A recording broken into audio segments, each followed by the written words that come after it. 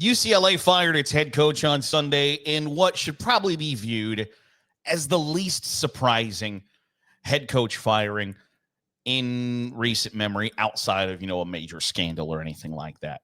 Just from a strict on-the-field production standpoint, Deshaun Foster was in over his head. And Deshaun Foster was likely to never succeed as a head coach. He had never been a coordinator, let alone a head coach at any level. He had spent, I think, 7 years as a running backs coach before being thrust into the role of head coach at UCLA when Chip Kelly left kind of late in the process to go be the offensive coordinator at Ohio State. It wasn't a match made in heaven, and you can see that play out in the 5-10 record that he compiled, where the 5 is genuinely somewhat of a miracle. So, with all of that said, I think there are 3 questions to ask about the situation and what it means for UCLA going forward. And I think you have to start with question number 1 with UCLA of, are you willing to do what it takes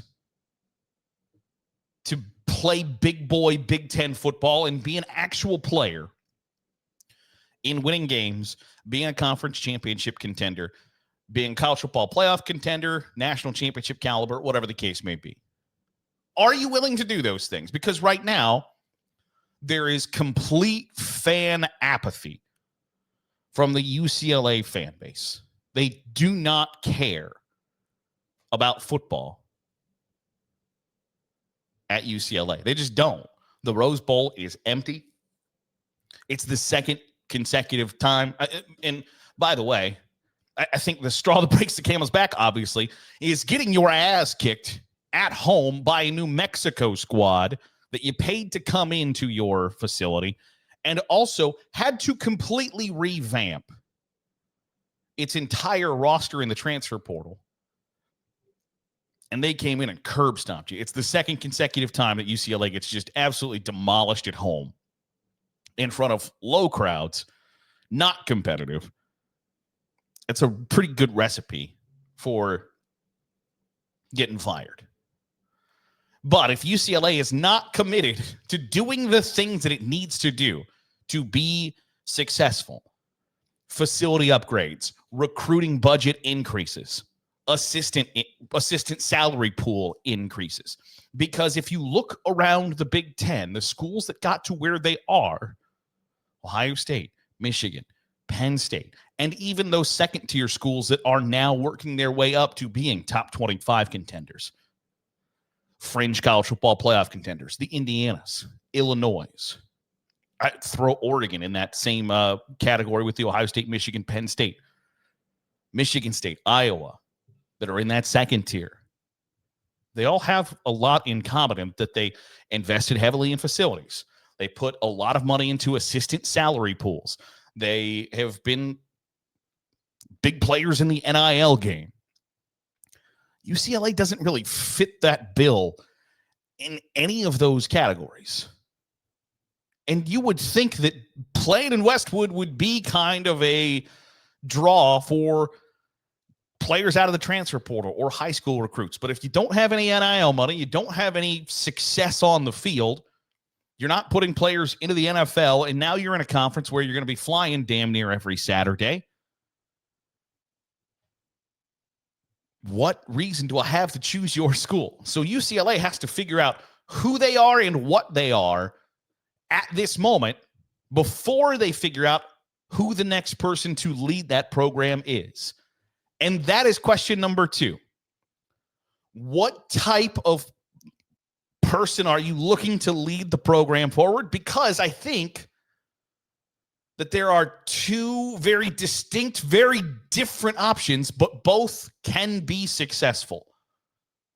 On one hand, I hadn't thought of it this way, but I saw somebody on Twitter say UCLA needs a Dan Lanning type hire. Obviously not going to pull Dan Lanning away from Oregon, right? If he didn't leave for Alabama, it's unlikely that he's going to leave for UCLA. But that type of coach, a young, energetic coach that I think is probably, this person didn't say, a PJ Fleck type coach, where you are potentially more motivator / recruiter than X's and O's. And if you are going to be that way, I think you need to be cognizant of the idea that you need to hire really good X's and O's people if that's not your bag, man. But you hire a young person who is viewed as an up-and-comer, energetic. You can take their stab at them, get their first head coaching job, etc. I would avoid that, frankly, because I think, as I've said many a time, the best predictor of the future is the past. And if you can find somebody who has a history as a head coach, whether it be FCS, Group of Five, whatever the case may be, that is going to be an easier way, just from where I sit, to view how that translation is going to go from that former job to this current job. But with all of the things that I mentioned working against UCLA, I think that might be a tough position to put a first-time head coach in, especially coming off the fact that you are replacing a first-time head coach. So you have the Dan Lanning, young, energetic, great recruiter type. Or in my opinion, I think you need to go with the program builder, the guy who might have stayed at the Group of Five a little too long. Another Power Four coach who has done a good job of taking a program from the ashes and steadily building that up, seeing the win total grow year after year after year, seeing the NIL, the fundraising, the facilities grow year after year after year. Because that's who UCLA is right now and what they are. And what they need help in is getting that thing off the ground. And I think there might be a third lane here that is going to be really interesting to watch and for me, discuss. And I think it's the big splash name, not necessarily the win the press conference name as much as the reclamation project. Can UCLA football be the same thing as St. John's basketball? Can it be Rick Pitino needed a place to rehabilitate his image, went to Iona, he got that opportunity, then goes to St. John's, where now it is like, hey, you can put our program back on the map. We feel like you are distant enough from your previous scandal to not take the heat for hiring you. I'm just going to say it. Is UCLA in on John Gruden? By many accounts, John Gruden wants to be a college football coach. By many accounts, if John Gruden waits, he might have his pick of several high-profile jobs that, depending on what shakes out, when it shakes out, he could be the head coach at Florida. Or whoever gets hired at Florida, should Billy Napier get fired, he could take that job. He could take the job at Virginia Tech because Brent Pry got fired. Does UCLA feel like a fit for John Gruden? In some ways, yeah. Absolutely, it does. And if you're trying to win the press conference, build some interest in your program, and attract some recruits, attract some facilities dollars, etc., hiring a guy like that goes a long way in accomplishing that. And by firing Deshaun Foster after your third game of the season, you're kind of frankly jumping the line to get in, to be first in the John Gruden sweepstakes. Is it a match made in heaven? I don't know, but it does. I think that there are where, yeah, it makes a lot of sense. So to me, that's something to watch. Is it going to cost UCLA more to jump that line? Probably, because John Gruden's not an idiot. He knows that he could sit around and wait and see what happens at the likes of Kentucky, Florida, Arkansas, Virginia Tech, potentially Ole Miss or Mississippi State, UCLA, Baylor. He might have his pick of the litter when it's all said and done.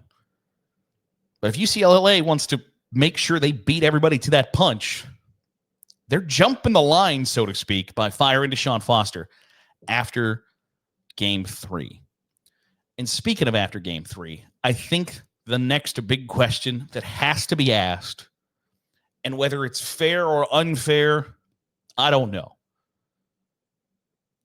Do you have Nico Iamaleava locked in? Is Nico Iamaleava going to finish the season with UCLA? Because right now, he can take a red shirt and go somewhere else. And I would venture to guess that he might not say it publicly and might not even insinuate it publicly. But I would venture to guess that he would say he made a mistake by leaving Tennessee and going to UCLA. He had a good hand with the Volunteers, and he overplayed it. And that cost him a lot. And not just financially, not just situationally, but with his reputation and things like that. You fire the coach. UCLA is staring 0-12 right in the face. Is Nico Iamaleava going to stay? Is he going to complete the season? Is there any NIL money in the world? Because if in the past that has been the defining factor of where and who he plays for, and having that hand and potentially overplaying it, wouldn't that feel like kind of a situation where you'd lay down those cards and say, hey, give me more money or I'm going to bail, and your 0-12 is already going to look that much worse? Because without me, how bad does this get? I don't think it's unreasonable to think that Nico Iamaleava either comes back to the collective and says, I would like some more money, please. Or just says, you know what? I will admit I made a bad mistake. I will sit out. We'll redshirt 2025. And somebody, because somebody will, somebody's going to come along and say, hey, would you like to play quarterback for my football program in exchange for money?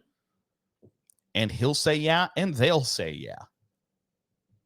But I think that's something to watch here over the course of the rest of this week of what Nico does. Because the damage to the reputation's kind of already there. It potentially might already be at rock bottom.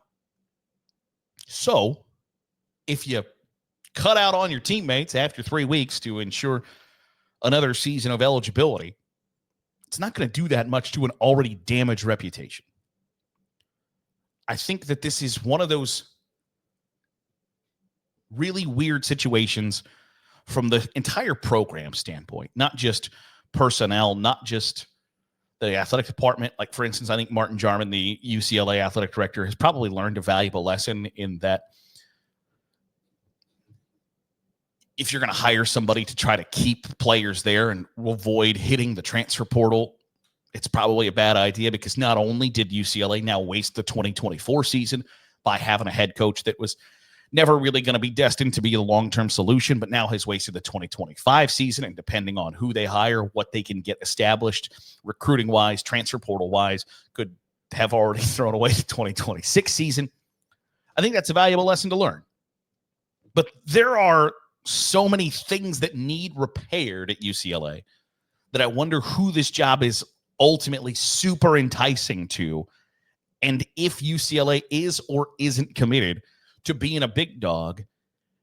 If you're not, I don't know how you get this thing off the ground, because it's a tough sell that you're going to hire somebody that, hey, you're going to have to beg for everything you want, and you're going to play second fiddle in your own city.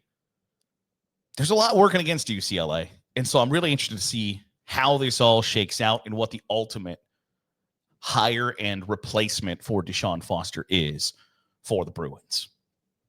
That'll do it for today's episode of the Daily Huddle. I appreciate you making us a part of your day, however it is, wherever it is you're doing so. If you're watching on YouTube, hit the subscribe button. Make sure you're getting all the great college football content we're pumping out.